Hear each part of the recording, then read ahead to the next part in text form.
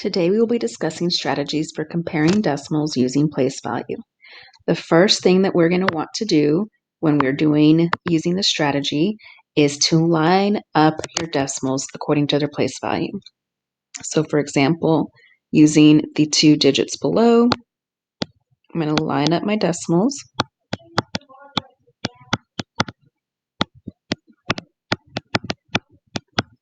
I know not that they're lined up correctly because I could draw a line through my decimals. I know, according to previous lessons, that the 2 is in the ones place, the 4s are in the tenths place, the 9 and the 8 are in the hundredths place, and the 5 and the 8 are in the thousands place. So if you're working on this independently, on a test, on homework, one of the things that I would expect as far as your strategies is that not only are you lining up your decimals, that you could label your decimals as far as what place value they are. So when you are comparing according to place value, you're going to go from left to right. So we're always going to start with our ones place, or the largest place value. In this case, we've got 2 and 2. I can't really tell which one is greater than or less than because they're equal. So that's not going to help me determine which one is greater than or less than, or if they're equal to. So then I move to the 4s, which is my tenths place. Again, I've got 2 4s. So again, that's not really going to help me much in determining their value as far as which one's greater than, less than, or equal to. When I get to the hundredths place, this is the first place value where I can see that I've got numbers of different value. I have a 9 and an 8. Well, I know 9 tenths is greater than 8 tenths. Just like you would know that if you had 9 dimes, that 9 dimes are greater than 8 dimes. So I already found my largest number. So my largest number out of these two numbers is 2 and 495 thousandths. So if I was going to write that in an equation form,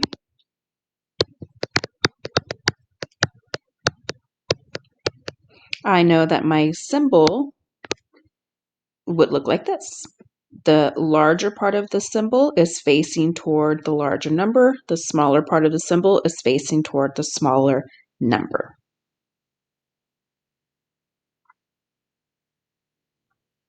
Another way you can do this is by using a place value chart.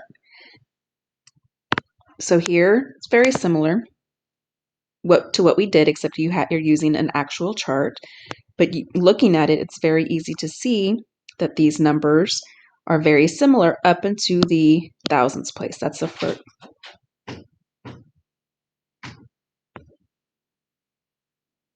These are the two first place values that they're different from each other.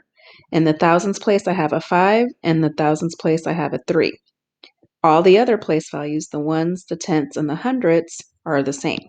So I can't really tell which one's greater than, less than, or equal to, not until the thousands place where I have different numbers.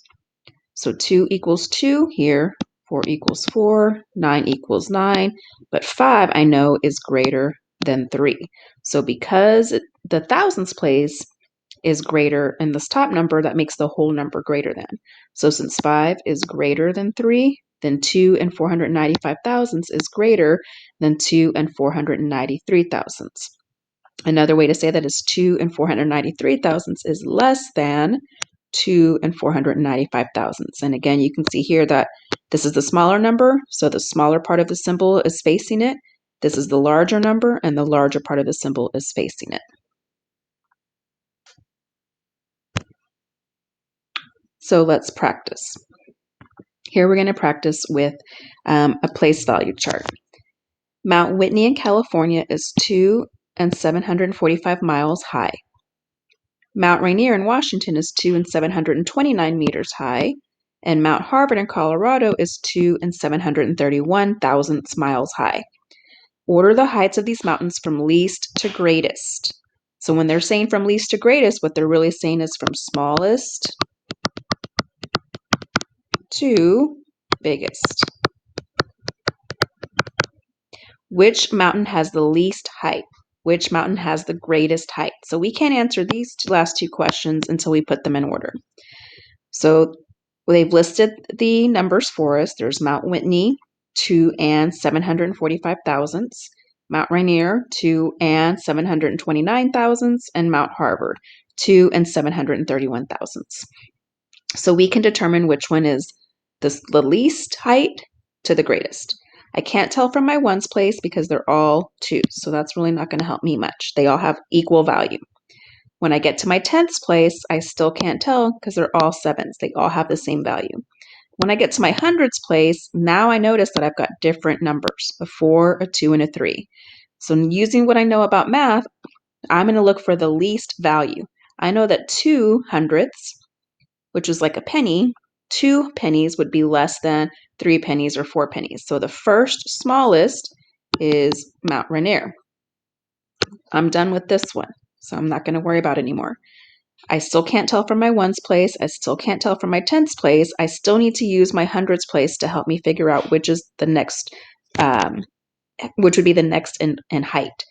Again, I've got a 4 and a 3.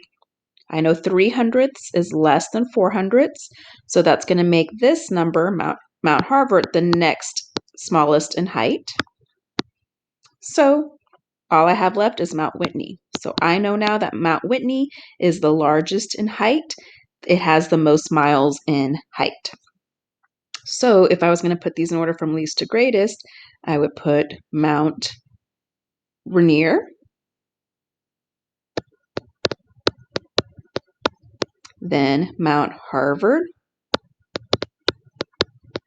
and finally Mount Whitney at the highest. If you have questions, seek out your teacher, Ms. Salcido, so she can help you.